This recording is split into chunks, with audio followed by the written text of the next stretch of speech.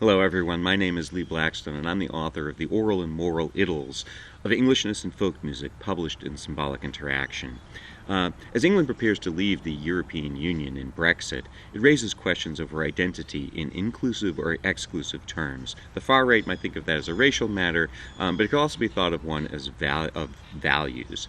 And in my paper I look at Englishness as a construction formed through ongoing social interaction. How do ideational artifacts influence constructions in the present and point towards future trajectories of action?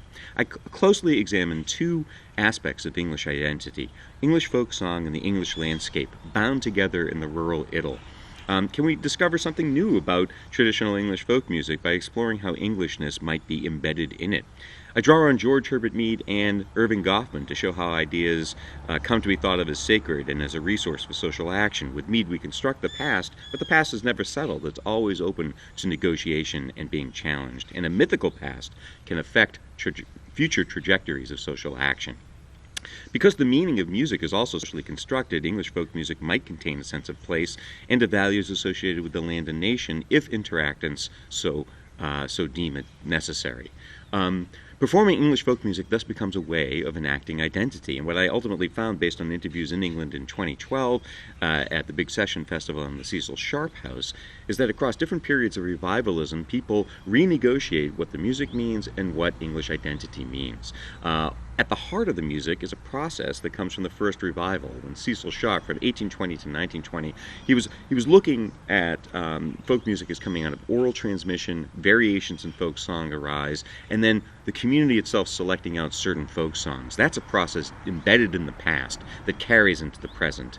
In the 1960s to the 1970s, folk music conventions were challenged as younger people started to use electric instrumentation and create an inner landscape of the mind.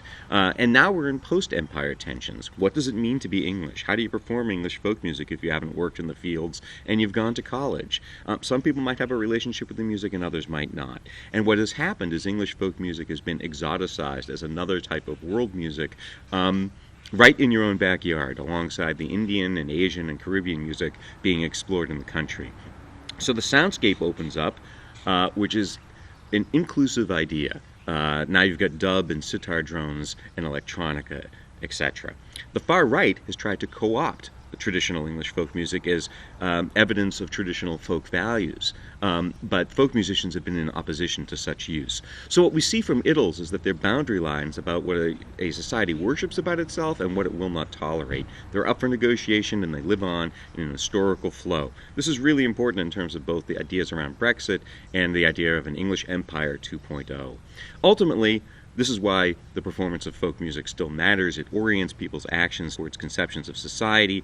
If people keep adding their own traditions, then the soundscape opens up and the national landscape really changes. By studying English folk music through symbolic interaction, we can see how ideational formations from the past affect the present and remain subject to continued negotiation. It's also a novel contribution to the sociology of music as we examine how music can be tied to a sense of place and used by performers to pose questions about individual and national identity. I hope you enjoyed my brief presentation. For more detail, please see my article, The Aural and Moral Idylls of Englishness and Folk Music in Symbolic Interaction. Thanks very much.